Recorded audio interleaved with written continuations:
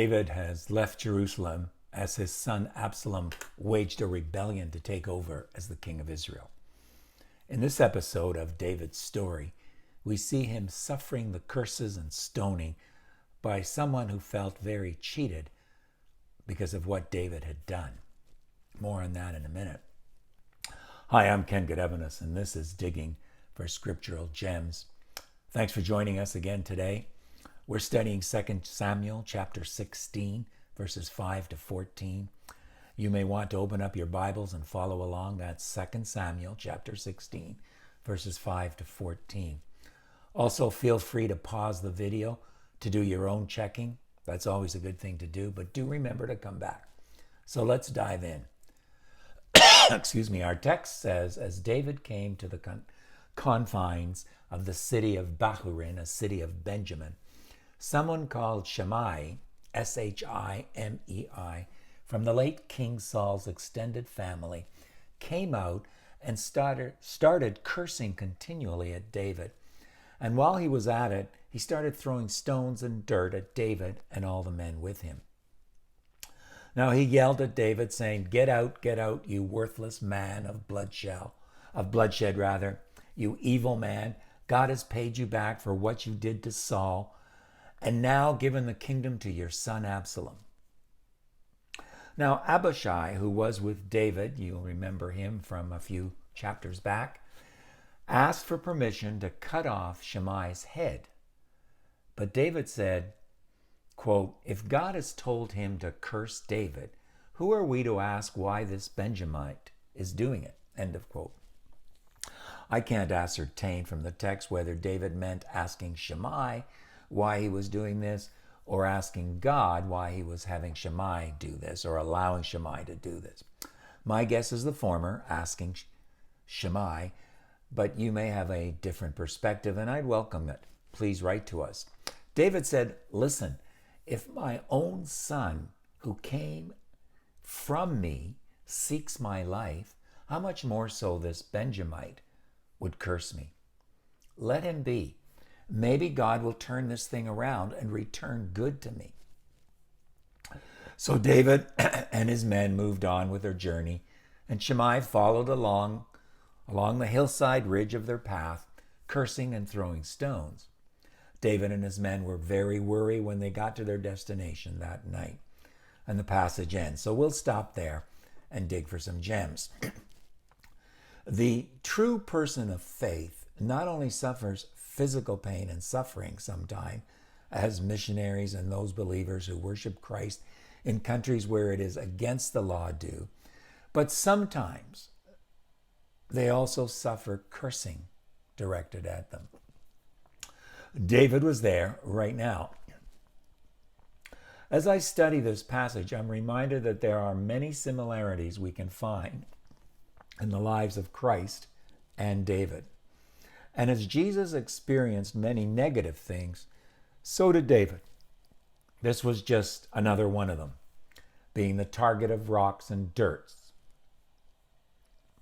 There are also times in the life of believers when we are accused of doing anything but the will of God, when we know we are doing the will of God.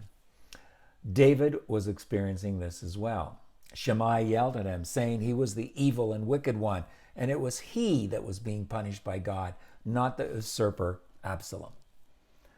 There's no doubt that our motives and our circumstances will often be misunderstood by others. It is at that point that we need to be strong and rely totally on our God. And notice how David was able to do that. It required him to stop one of his own supporters from wanting to do harm or to kill the stone thrower.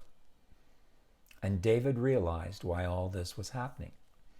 While most believe his expression, perhaps God will notice my affliction, refers to what he is going through right now, the rebellion of his son, as well as the curses and the rocks of this very angry and insulting person. And that may be the case. Others, however, see a translation which reflects somewhat, quote, on his own wrongdoing. David fully understands why this is all happening, or at least thinks he knows why this is all happening. And as sorry as he is for what he did, He is accepting his fate rather. And I think that is the crucial thing for us. Accept things that God allows to come our way. However, we need to be careful that unless God himself so states and connects a cause and effect, and sometimes he does, we ourselves should not do so. We shouldn't do it for ourselves, and we certainly shouldn't do it for others. We can't say X is suffering right now because of his or her sin. David may have felt that all this was a result of his sins, but God never said that to my knowledge. Man said it, but God didn't. And Jesus also, you'll remember, when asked, Rabbi, who sinned, this man or his parents, that he was born blind? You'll remember how Jesus answered, and he said, neither this man nor his parents sinned, but this happened so that the work of God might be displayed in his life. As long as it is day, Jesus went on to say, we must do the work of him who sent me. So David, once again, perhaps rightly so this time, takes no action against Shimei, preferring the high road and letting God deal with him. Now, alternatively, we can ascertain that David has nothing left in him, certainly no fire left in him for leading or for fighting. Instead, his words and his actions simply imply that God can do with him as he likes. It doesn't matter. Now, that's not always a bad thing, but when you get there out of sheer despair or loss of hope, it doesn't always work in your favor. God will indeed do his part, but you need to do yours. We also need to consider Shimei and his action. Shimei never expressed his feeling about David while David was the ruling king of Israel. Only after he was down and humiliated, on the run, if you like. Many of our adversaries are like that. They're really cowards that only come out to make a noise when they have the safety of numbers and the turn of events from which to draw their despicable courage. Shimei was that man. And furthermore, he was wrong on 3 counts, as David Gusick points out. Number 1, Shimei was wrong because David actually treated Saul and his family with great love and graciousness. Number 2, Shimei was wrong because David was not a bloodthirsty man. It is true that he was a man of war, but not a bloodthirsty man, and we've studied occasion after occasion when that's been the case. And number 3, Shimei was wrong because David did not bring Saul and his family to ruin. Saul himself brought the family to ruin. So let us consider our enemies one by one, and let us see if there is any merit in their claims. Most time, if we're in the will of God, there will not be any merit in our enemies' claims, and they are not of God. So it's best to ignore them and leave them to God to take care of.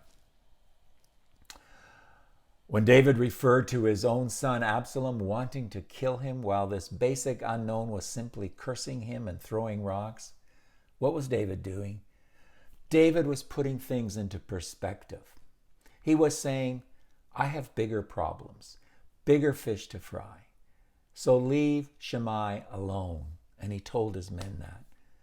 We need to remember that. We cannot fight every adversary. We need to work on those that have the greatest potential for doing harm to others, to our family, to our ministry, to the name of the Lord, and to ourselves. We need to pick our fights. Next time, we're going to catch up with Absalom and see what he's up to. Is it good or is it evil? Join us for that. In the meantime, I would encourage you to share these videos with others, share these Bible studies with others, so that they too may dig into the Word. Also, keep on studying the Word on your own. There's so much there. Write to us with your questions, your thoughts, your comments. And then also, we'd really appreciate it if you like our video on the YouTube page and also subscribe to our YouTube channel, Digging for Scriptural Gems. Thanks, and have a great day.